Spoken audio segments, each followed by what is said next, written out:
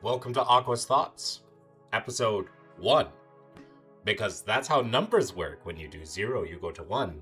A series where I chat, yap, and in general, talk about things I find simply neat or just important.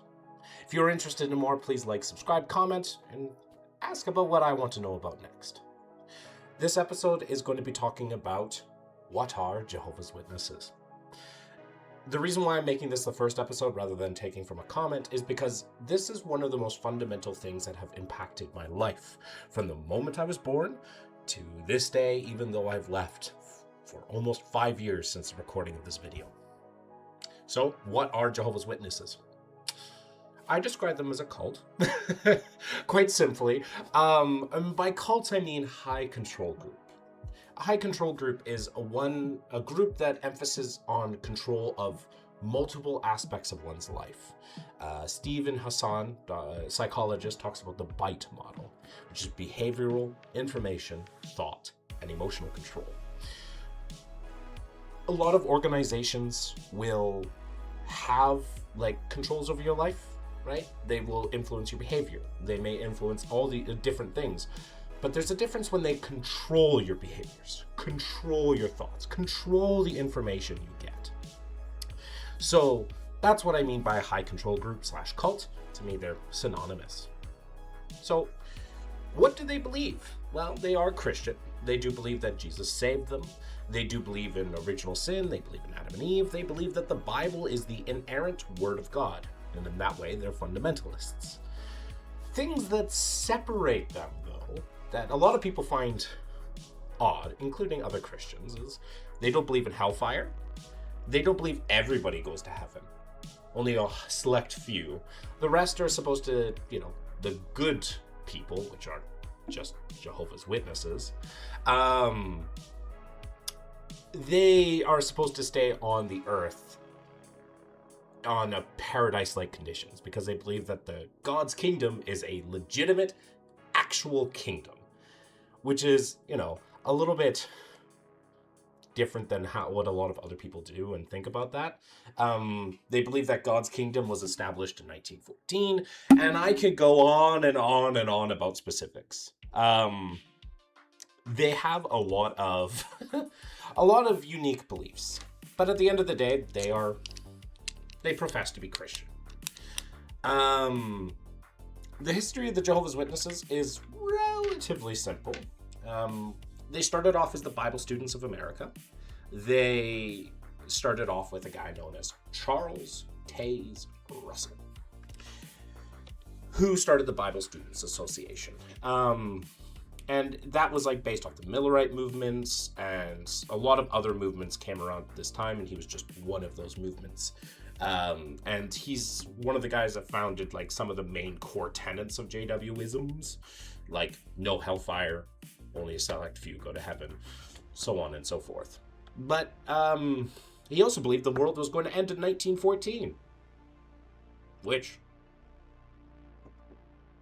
looking outside, didn't happen. So, a lot of JWs will say that is not what he meant. He was slightly wrong about it, but, he believed that the end times were now here. So they believe that the Gentile times have ended. To get into that will make this video far too long to explain. But then was taken over by a guy named J.F. Rutherford. And he's the guy that put in a lot of the structures that still exist today within the Jehovah's Witness organization. He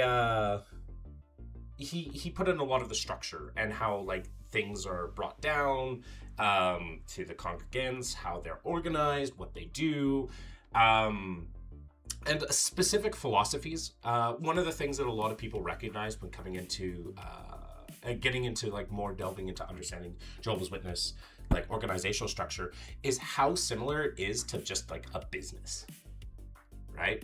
And that is that's kind of odd, and that's simply due to J.F. Rutherford.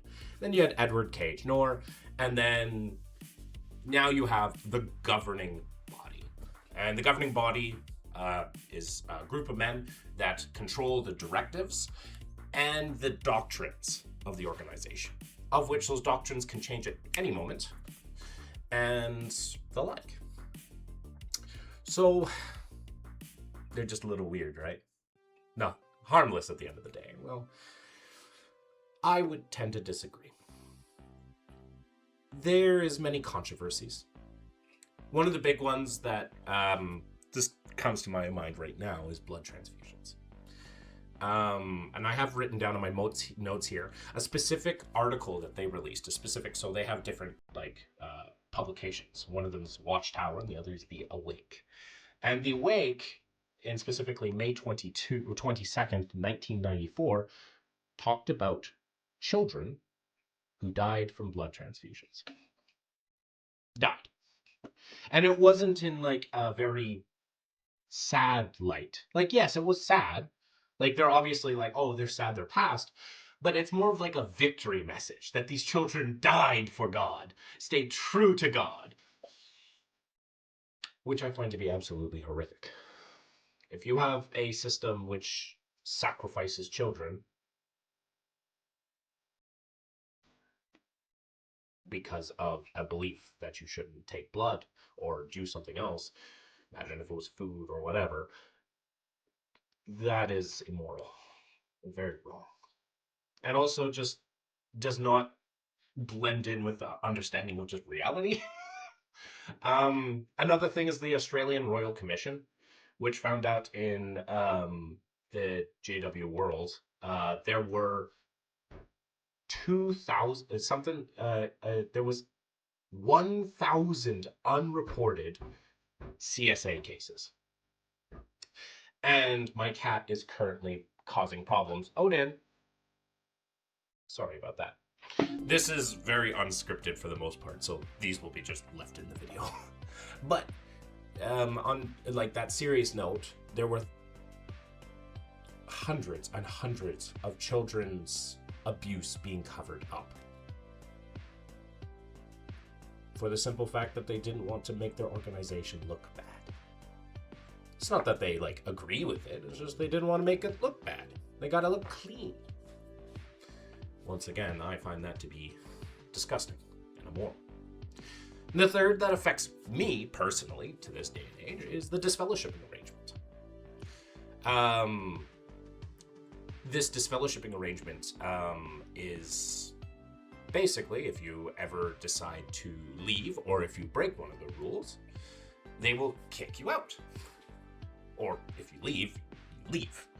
But unlike other organizations where it's like, for example, just like most other churches, they decide to make sure that your friends and family shun you. They're changing their position slightly on this. You can now say hi to them. Hi! But that's about it. You are taught to stay away from these people. To stay away from people like me. People like me are known as apostates, which, by their own admission, I'd have to find the actual article, but they call people like me mentally diseased.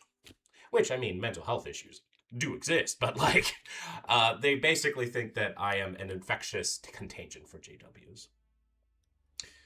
So, at the end of the day, those are kind of my thoughts, immediate thoughts on Jehovah's Witnesses. Obviously, I can go into a lot more detail in future episodes.